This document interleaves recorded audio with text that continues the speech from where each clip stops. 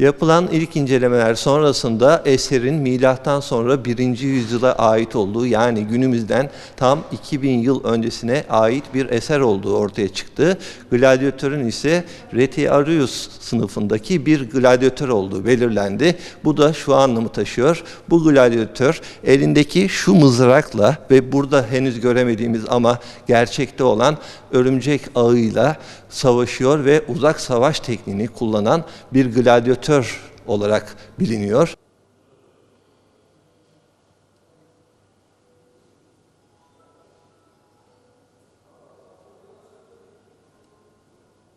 30 Kasım günü Kumkale köyünde tespit edilen ve müzemize getirilen gladyatör rölyefimiz bu. Milattan sonra 1. yüzyıla ait olma ihtimali çok yüksek. Bu da hemen hemen yaklaşık 1900-2000 yıllık bir yaşa tekabül eder. Gladyatör dövüşleri imparator kültlerinde son derece önemli. İmparatorların kendi imajlarını çizebilmek için, imajlarını kuvvetlendirebilmek için son derece önemli. Fakat bu Roma ile sınırlı kalmış bir şey değil. Bizim Anadolu topraklarında da bu dövüşlerin Roma kadar çok tutulmasa bile bu vahşetin yapıldığını biliyoruz. Gladyatör dövüşleri için amfiteyatrolar inşa edilen işte Kizikos'ta, Laodikya'da, Afrodisyas'ta inşa edildiğini biliyoruz ve bizim içinde bulunduğumuz Troas bölgesinde de bu gladyatör dövüşleri yapılıyor. Troya'da, Assos'ta, Alexandria Troas'ta ve Paryon'da da bu dövüşler yapılıyor. Rölyefimizden bahsedersek, üzerinde bir gladyatör tasviri var. Bacaklar ve kafası kırık ve biz bu sınıfın Retiarius sınıfı gladyatörü olduğunu biliyoruz. Gladyatörler çeşitli sınıflar içerisinde mücadele ediyor.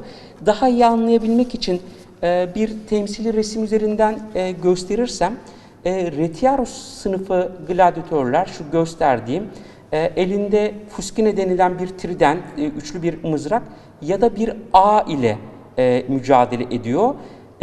Uzak dövüşü tercih eden bir gladyatör tipi, rakiplerinin üzerine ağı atıyor ve ardından da fuskine ile müdahalede bulunuyor. Bizim gladyatörümüz de bu. Fakat bu rölyefin üzerinde bir iaculum denilen bu ağdan ya da fuskine denilen bu tridentten yok, hasta denilen bir mızrak tutuyor. Sağ ve sol elinin her ikisiyle beraber tutuyor. Sol elinde yine bir kama var. Bu Retiarius denilen gladyatörler, bakın kırılmış bir parçası. Bu kama ve hasta denilen mızrak elinde ve tasvir üzerinde manika, kalbini, sol göğsünü koruyan ve sol kalına uzayıp giden bir zırhdır bu.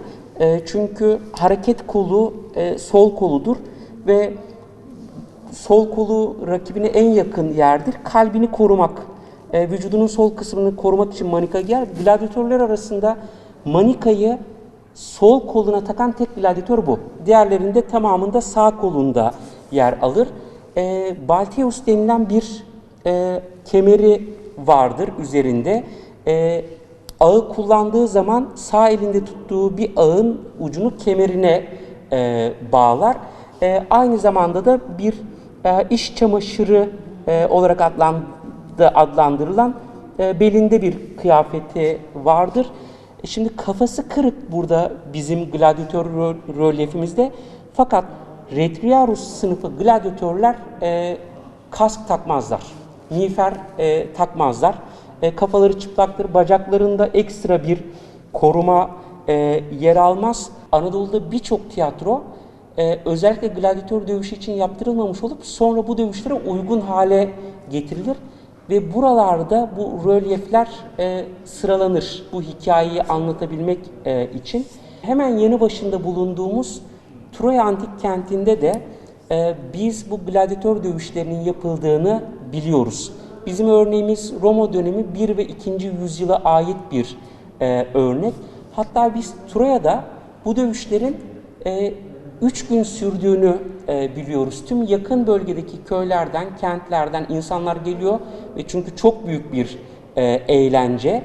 Bu gladyatör dövüşlerini düzenleyen kişi bu arada editör ismi veriliyor. Gladyatör dövüşünün düzenlendiği yere bir tabela asılır. Hangi imparator adına düzenleniyor bu dövüş? Ve düzenleyen editörün adı ve mücadele edecek gladyatörlerin ismi buralarda yer alır. Biz bu örneğimizin Troya'da düzenlenen gladyatör dövüşlerinin ne ilişkin bir örnek olduğuna inanıyoruz. Bunun izini de yakın zamanda inşallah tespit etmeyi umuyoruz.